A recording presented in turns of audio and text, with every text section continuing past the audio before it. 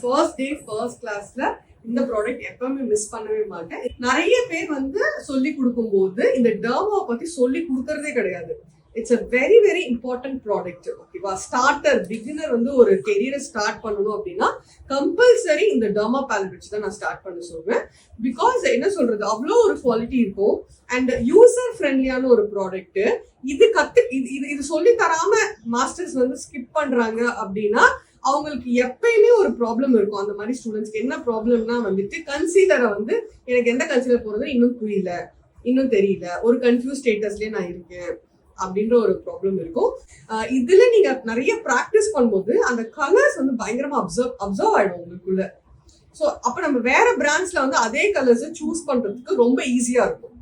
So அதனால derma is very very important. So நிறைய பேர் இதை சொல்லி கொடுக்காம ஸ்கிப் பண்ணிட்டு வேற வேற பெரிய பெரிய பிராண்ட்ஸ், அந்த பிராண்ட்ஸ், இந்த பிராண்ட்ஸ். அண்ட் இன்னொரு விஷயம் சொல்றாங்க, லைக் இன்டர்நேஷனல் ப்ராடக்ட்ஸ் தான் நாங்க எடுக்கிறோம். This is an international brand, it's a German make brand. Okay, so நிறைய பேர் ப்ராடக்ட் பத்தி தெரியணும், அது எந்த அளவுக்கு யூஸ் பண்ணிருக்காங்க தெரியணும். ஃபிலிம் இண்டஸ்ட்ரிக்குள்ள யூஸ் பண்ணாத மேக்கப் ஆர்டிஸ்டே இருக்க மாட்டாங்க. ஸோ இதுவே சொல்லி தரதே கிடையாது, இதை பத்தி சொல்லி தரதும் கிடையாது. அண்ட் இதெல்லாம் என்னன்னே தெரியல ஒரு சில பிள்ளைங்களுக்கு. So it's very important. This should be your first product. நீங்க வாங்கக்கூடிய ஒரு ஃபர்ஸ்ட் ப்ராடக்ட் அப்படின்னா இதாக தான் இருக்கும்.